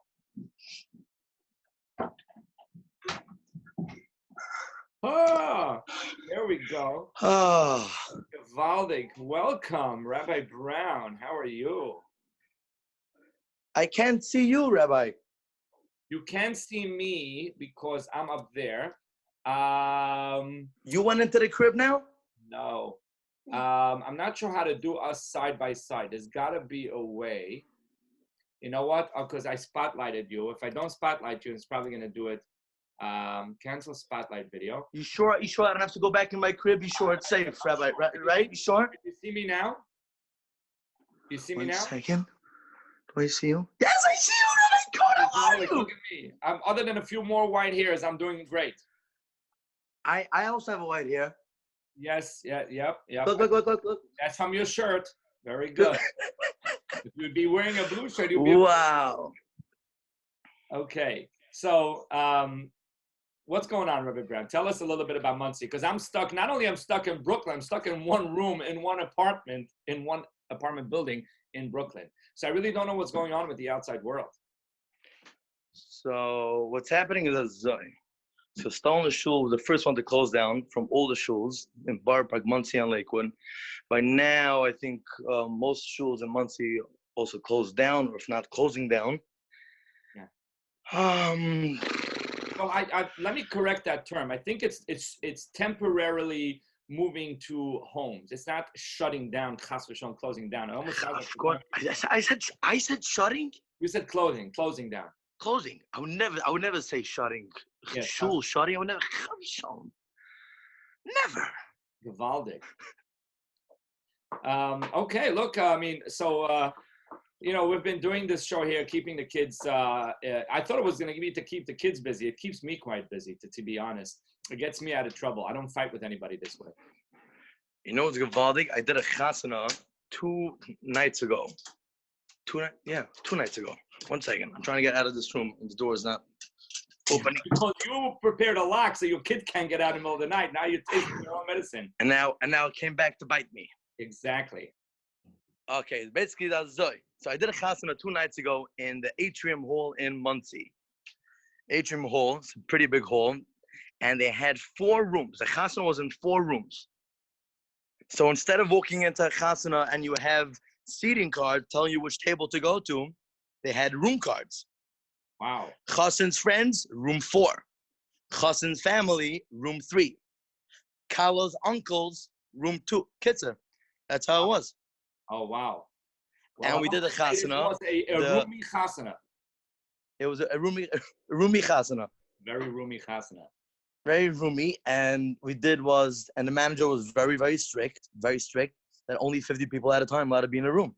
By the middle of first dance, all the chassan's friends and the family, uncles, Fetter, Mimas, Babas, were all in the same room. And he comes running up on stage and he says, "Stop the music right now." I can't stop the music. He said, "If you don't stop the music right now, I'm going to unplug the system. I'm not getting a fine, a ticket, and sitting in jail, whatever the thing is, for your chasana." So we had to stop the music, and we announced on the mic in Bachram, "Get out of here. Get out of here." And we sent the first Bachram thought maybe we were joking, and we told him, no, if you don't get out of there, we're going to have to stop the music. All the Bachram left, and then by second dance, we made a switch. All the Zaydis and the uncles, we shipped them out to the second room. I'm sure they were thankful. The Zaydis were like, okay, great.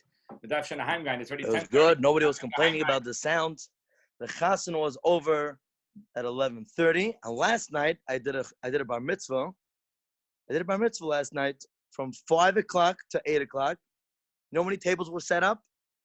3 tables? 3 tables. 50 people. A huge hall, 3 tables. Wow. And every table had a little sign of who was supposed to sit on that table. Not a person extra, not a person less, because whoever was invited was meant to be invited. And dancing, only the Tati danced with this kid and the Zaydi. That's it. Wow. Well, one of the most amazing things is that despite all these challenges that are happening, the Kinderlach and Camp Chaverim are busy learning. I don't know if you saw early in the show, we asked them to send videos of what they're doing. So basically the format is the first half an hour is pre-taped. And we have videos of them learning and davening and cleaning for Pesach and things like that.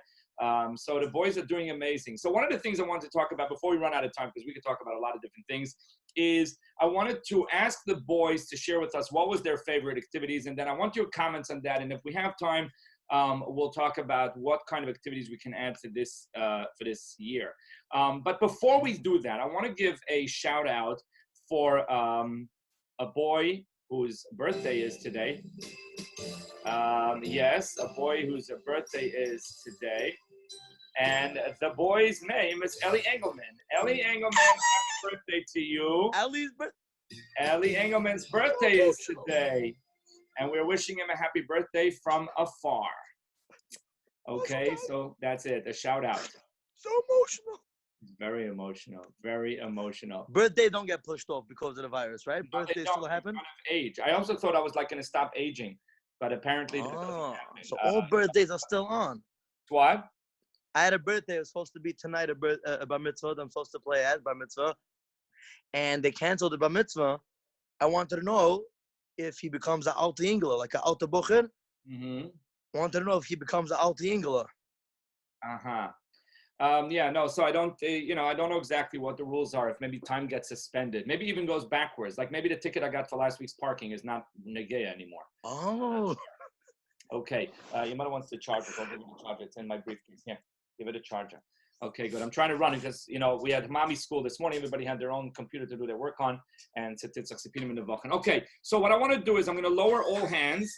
And boys, you can raise a hand if you want to participate. If you want to be able to tell us what is your favorite activity in camp, your favorite activity in camp, and why it's a favorite activity. And I want Rabbi Brown to comment.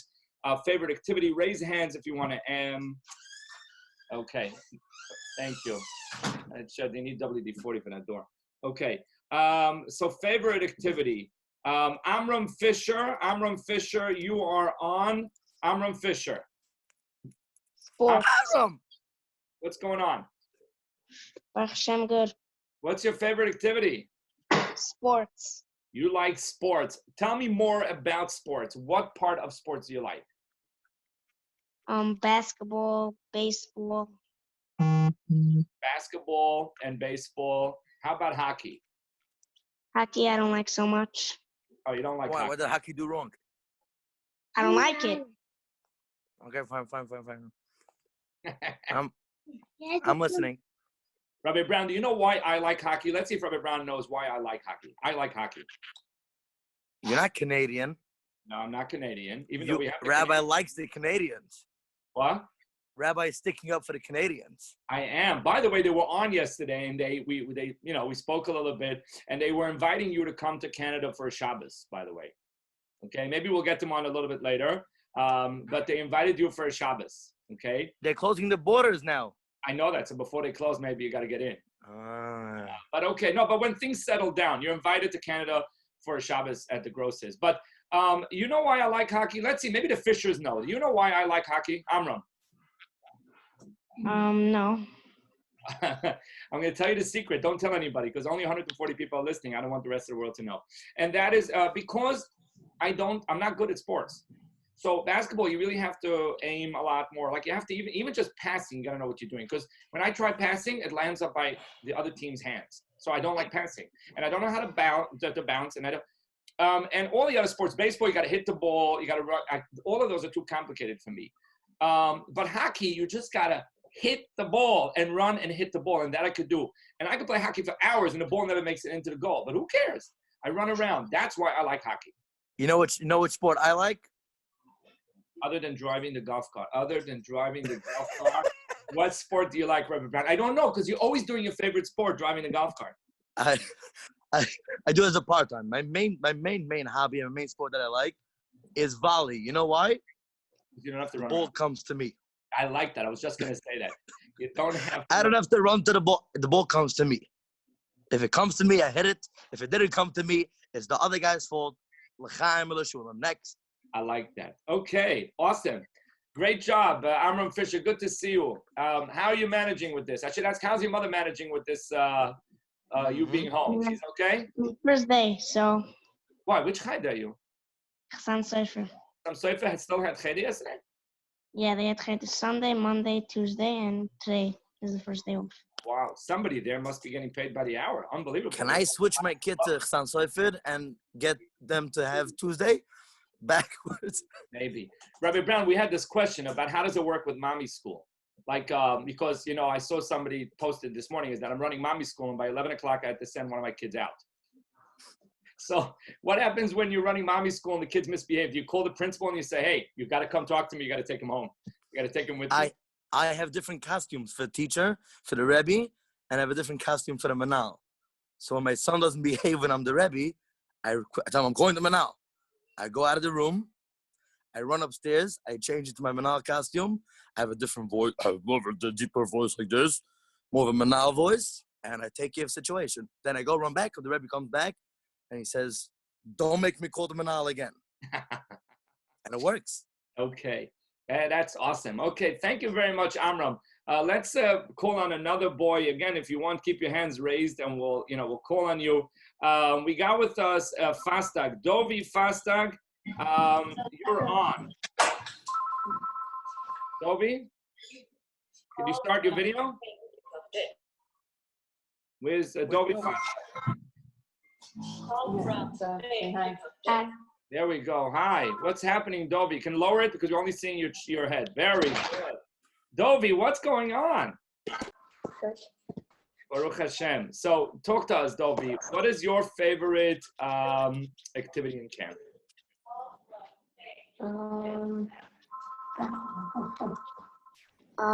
Night activity. Night activity. Could you pick one night activity that you like the most? When we had a lot of stewards, everybody couldn't make their. The World Fair, the one that was inside with all the tents.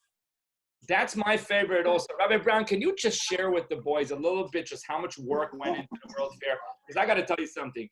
The arrangement I have with Rabbi Brown, he does all the work, I get all the credit. So let him tell you about how it works.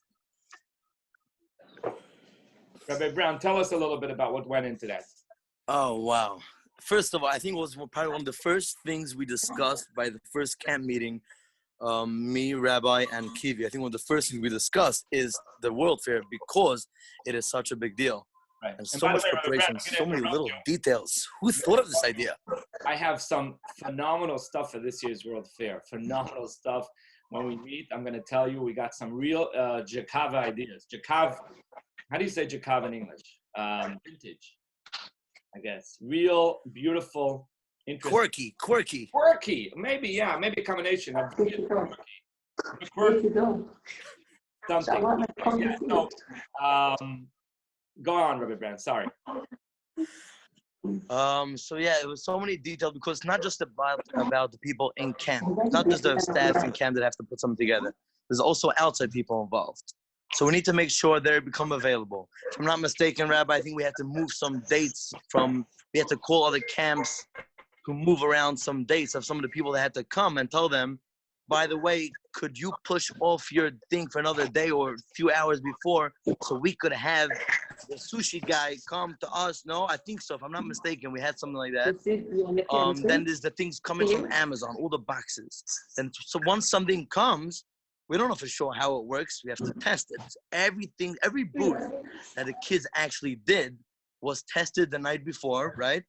And Rabbi Cohn's rule is, if it's not tested, we can't use it. Exactly. If it's not something Yankelov. One of the best fun parts for us is opening up Amazon boxes, right? So many boxes. Not one, not two, we don't even know not what's seven. Make a difference. We open them up, then we close them, and we open up again. Opening up Amazon boxes is one of the most favorite activities that don't say anywhere. But it's also one of the only things that the staff in camp are willing to actually work. Exactly. So that, for example, Yanklo tasted the apples dipped in chocolate the night before to make sure everything works. I think he even tasted every apple to make sure. Rabbi, that's a bad joke for now. Sure that they were good. Rabbi, that's a bad joke for now with the corona and the germs. Yes, Yankel has no germs. Germs stay away from him. Germs are scared of Yankala. Exactly. And so that's the thing, with so many details, and then this. So once everything is working, once every booth is tested and it's working, the council knows how to do it and how to teach it to the kid. Now we have to go and say, okay, now we need to design that booth for it to be interesting. Otherwise, you come to that table from the Besmadrish, and you look around and you see a wax flower, a wax candle. I'm saying flower, but so everything needs to be decorated. It needs to have a tent. It needs to have a lighting. It needs to have a sign. It needs to have words on it. It needs to have a costume. And we couldn't pick it before 5:30, before the buses leave. Right. 2 hours on a button. Lamaisa, it was a very, very good thing that we changed this past year, that we had Thursday, the early dismissal, as opposed to last year, the other years we had Wednesday, the early dismissal, and Thursday was regular time. Here's a fact that I don't think the kids know, and they're never going to believe if we tell them. When we had it at 10 o'clock, it finished. 10:00, the buses started going. We needed to clear the court for Vialapol to play. By 10:15, one half of the gym was clear enough that they could start a game. 9 minutes, we simply moved everything into the other side, and then we had a lot of cleaning up to do. But that was unbelievable. I don't think Menachem Chernov, who was in charge, believed just how fast we could do it, and bam, in a matter of 9 minutes, we were just cleared. Okay. And we prevented Third World War from happening. Yes, we did, because war is not exactly one of our activities. Okay, thank you very much, Fastag Boys. I see this Dovi. What's your name? I keep forgetting. No, you're Dov. What's your younger brother's name? Dov. Yitzi. Yitzi. I'm sorry. I mixed up. I'm calling you. Okay, Dov Fastag and then Yitzi Fastag. Good to see both of you. Okay. Let us move on to another boy who wants to share his favorite activity in camp. Dovi Zafir. Dovi Zafir, you're on. Dovi, you're on. We can hear you, Dovi. You could. The cantata. The cantata. We hear you. We hear you. We hear you. Very good. Rabbi Brown, he likes the cantata. Does that surprise you? By the way, Dovi, here's Chaim, your classmate. Hello. Okay. Rabbi Brown, cantata, by the way, was brought up already yesterday's show. It's everybody's favorite. And I can't say I'm surprised. Rabbi Brown runs the cantata from head to toe. He's not going to tell you about all the work. He runs a cantata. He stays up nights. Rabbi Brown, what was the most annoying part in preparing for the cantata? I think I know the answer. My favorite part preparing for the cantata? No, not your least favorite part. The least favorite part? Yes. The least favorite part is when it's about a few hours before the cantata, and the pressure is over. The pressure is over, and whatever it's going to be is going to be. We'll leave everything up to Hashem at that moment. Because I love the pressure. I love the pressure of, we have to get it done, we have to get it done, it has to be perfect, it has to be beautiful, it has to be, every costume has to be, every act, everything has to be perfect. Then all of a sudden it comes like 2 hours before the play, and I know that nothing's in my hands anymore. Everything's up to Hashem. There's a certain that comes on, right? That calm. I don't like being so calm, but it's gewaldig at the same time. It's so gewaldig because I know that we did everything possible. We worked so hard to make everything perfect, and right now, meet me 10 hours before the play, and I'm a scary person. Meet me 2 hours before the play, everything is fine. Well, you know, I thought you were going to say something else. I thought it was me waking you up the morning of the cantata to film that last scene, that Wednesday morning, not the morning cantata. The way waking up at 6 in the morning because it was the only morning we could film it, and you went to sleep at like 4, and I already woke you up at 6 in the rain to go burn the stuff, to burn the tents. That part. I was trying to be positive. I didn't want to show him point fingers at anyone that. No, that was definitely our least favorite. It was definitely a rough. Yeah, it was rough. I'm not a morning person. I'm not a major morning person. And to get up after 2 hours of sleep, after a whole night of working on the cantata, getting up 2 hours of sleep, getting up to run in a forest, a muddy forest. Yes, and one of the things I like doing is because Rabbi Brown, I tell him, Rabbi Brown, run. I need more footage of him running. I don't have enough footage, but I love seeing Rabbi Brown run. So run. The camera's off already. Run. And he says, are you sure I'm running for 10 minutes already? No, I need another angle. Run. It's awesome. You tried the same thing with Shmuley Schwartzman, and that didn't work out. Shmuley quit at some point. Shmuley Schwartz said, I'm not running anymore. That's it. Use whatever footage you have. No more running. What's the name of the tzaddik that's on video now? I don't know. He disappeared. Dovi's up fear. I think. Not sure what happened. I think we lost him. Dovi, are you still on? I don't see the boy. No, I think we lost him. Maybe we can ask. Maybe a kid wants to ask what was the favorite part of the cantata. Yes, we could do that. And okay. Why? I'm going to lower all hands again. And if you want to tell us what was your favorite part of the cantata and why, we're going to take you. We have a phone number. Whoops. I want to take somebody from phone. From Lakewood. Somebody from Lakewood. And whoops, you see this, a lot of guys raising their hand. Every time they raise their hand, it flies up the list. And when I try to catch it, it's like trying to, like the arcade, you try to kick the frogs. Or you try to bop the thing down? And they're running away. So we have in Lakewood, I thought I had it. And no, it's not Lakewood. Okay, here, 0646, you're on. 0646. What's your name? No. Yeah, somebody got scared off. They got scared off. We'll try another phone number. We'll try the one from Lakewood, 6401. 6401, you're on. Or not on. Wait, maybe I didn't press unmute. I have to talk to Zoom to make a better system here because it moves too quickly, and then I have to try to hit it. Are you on? Oh, you're on. Hello? Hello. What's your name? Jimmy. Jimmy what? Schwartz. Jimmy Schwartz from Kita Aleph or Beis? Aleph. Kita Aleph. You see, I wasn't sure, but I remember you. How are you, my friend? You have straight blonde payas, right? What? Yeah. You have straight blonde payas, right? You live in Lakewood? No, you live in Borough Park. Yeah. Lakewood? Lakewood. Oh, it's so nice talking to you. I missed you. I think I have a picture of me and you together. I think we took a picture once. So did you see the cantata? Yeah. And what was your favorite part?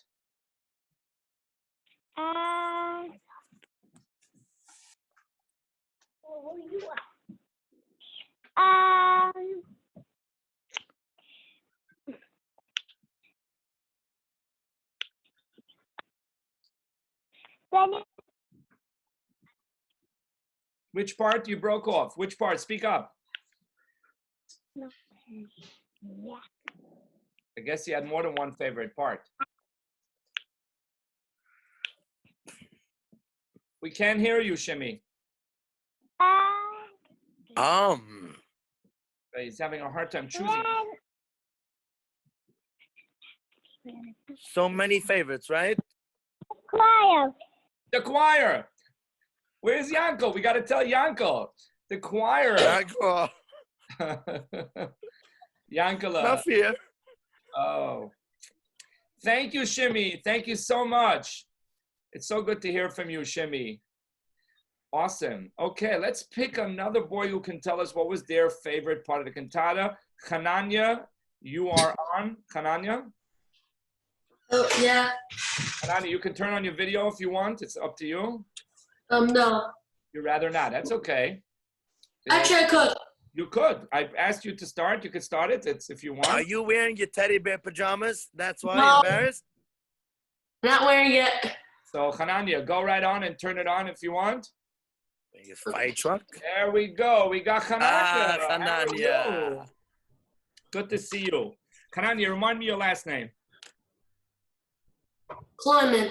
Hananya Kleiman. Okay. So, Hananya, first of all, how are you managing with this no yeshiva situation? Good. You're good?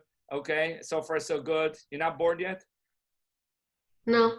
You're not bored. Of course not. There's like a full schedule. Hanani gets up in the morning, he davens, he learns, he helps.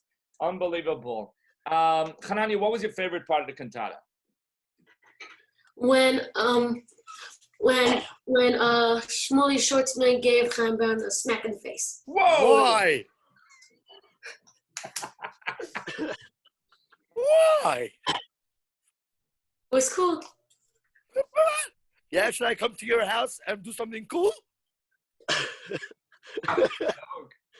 That's unbelievable. Chaim Brown, you see, I was going to say it also, but it wasn't going to be nice. But he said it first. Yeah, it was cool. It was my idea, and it was probably the worst decision I ever made in my life. I don't know if it would have been a bad idea if you would have given it to me, but you gave it to Shmuley Schwartzman, and he was going to take this one opportunity and really lay it out. Okay, that was awesome. That was really awesome. Chaim Brown did it hurt? Hurt? My entire cheek was inside. I had corona inside. My whole cheek had corona. I get wild. Oh yeah, no, Shmuley. I don't know if you ever saw Shmuley's hands, but Shmuley's hands are pretty gross. They're big, right? Well, wow. Hi, baby. Well, thank you, so much, Hananya. Awesome. What? Thank you so much, Hananya. Yes, thank you, Hananya. It's awesome to hear. We have, I think, time for one or two more. Let's hear from other boys. Want to tell us what was their favorite part?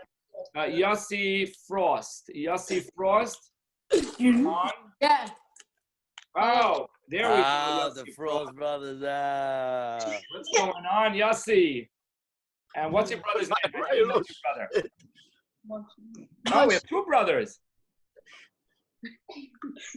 What's your brother's name? Hey, where did they go? One is a cousin. Okay, one is a cousin. So which one is the brother? Oh my goodness, they're coming from all sides.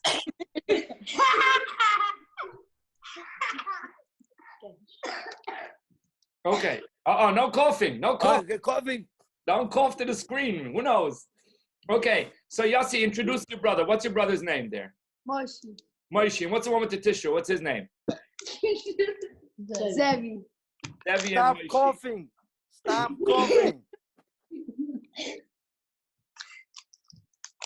Okay. So tell us, what's your favorite? What was your favorite? Chaim Brown was nervous. Chaim Brown being nervous? Which part? Before. Oh, before? You saw Chaim Brown being nervous before? No. Before we started. Oh, right before we started. Chaim Brown was nervous. You see, there's a lot of secrets, Chaim Brown. They don't even know that the suit that you were wearing, we had to cut the back because it wouldn't close. Yes. That gold vest, boys, it was too tight. Not because Rabbi Brown is too big. It's just because the vest was too small. I knew it.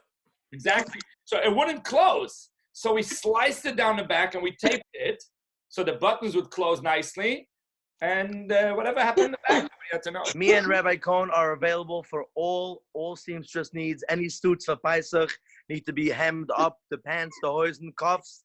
We're willing to do it for a very, very decent price. Exactly. Yes, I mean, we only really deal with one thing, things that don't close. And we have only one eitzah: tape and scissors. Cut and then put. They don't have to know what we do, Rabbi. Well, they're gonna have to know when they go like this and it pops. They go, and then they're gonna wonder why we have tape popping in the back. Okay. So, Brown. Chaim. Yes. We have to give a discount for my brother's bar mitzvah. You want a discount for your brother? We're talking about Chaverimboyz. We're not talking about any Strum's business over here. Okay, come on. Next person, please. Yes. Next person, please. Okay, thank you very much, Frost Brothers. Okay, it's 4:57. We have time for one more before we finish today's show. Okay, anybody else wants to come tell us? Let me pick. Raise your hands over here. By the way, I want to just bring on for 1 second Avrami Bleich from Kiev. Avrami Bleich has been with us, giving us the story every day. Avrami, are you on? Avrami Bleich? Yeah. Say hi to everybody.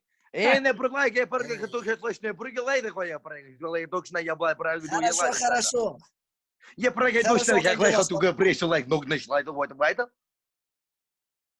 Не прыгай, точно я прыгай, точно я вот. Да? I am Brown is a clown. No, no. Yeah. Yeah. Everyone together at the same time. Whoever's watching. 1, 2, 3. Woo! Woo! Woo! Avrami, I want to tell you, as your story is awesome, and the timely delivery is awesome. And I know it doesn't fit with the hours there, and the fact that you take the time to get it done, we greatly appreciate it. So I just couldn't resist to bring you on. I want to bring on Yitzi Hamburger. Yitzi Hamburger, you're on, Yitzi. Thank you, Rabbi Bleich. Yitzi Hamburger. What, Ma? What do you have to do? Oh, first of all, just Chadash on the glasses. Since when do you have glasses? Since after the summer. After the summer. He knows it's gonna break. He knows it. His mommy knows it's gonna break during the summer, so she only gets it after the summer. No, I'm very asking smart. something else. You remember you got hit by a bat? Did that make the glasses? No. Baruch Hashem. Whoa. First of all, you look very, very nice with the glasses. They fit your face. I think it's your smile. Thank you. Whatever you would wear on your face. You have a great smile. Oh, Rabbi Brown. Thank you. Thank you. Oh, the compliment wasn't for me? The compliment was sorry. was for Yitzi. Rabbi Brown, first I'll hit you with a bat, and then I can compliment you. But I'll be able to see the bat coming because I have glasses. Exactly. Okay. So Yitzi Hamburger, tell us, what was your favorite part of the cantata? The 5th grade acting. Ooh. Who? What did he say? The 5th grade acting. You're right. Because I was acting. Aha. What part did you have? Remind me. Nazis. Where? In which scene? 75 Corona, dada.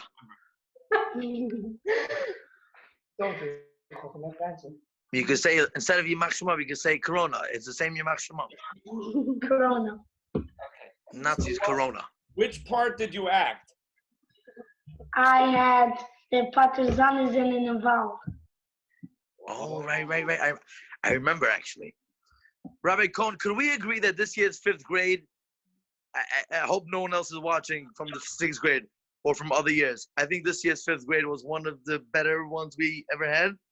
We definitely did. They were easy to work with. They were creative and they were brave. Like when I needed guys to be thrown into the water, there was no questions asked. We made them march up those slopes in the rain. It wasn't easy and they did a great job. So definitely. Thank you very much, Yitzi. It's good to see you.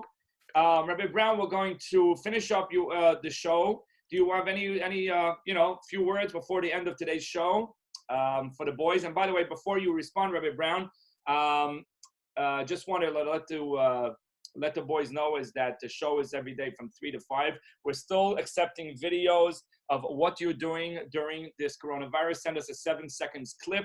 We'll feature it. And then the shows get uploaded. You can ask your parents for details. So far we uploaded day 1. We're going to upload day 2 tonight. And then so the next day, Be'ez Hashem.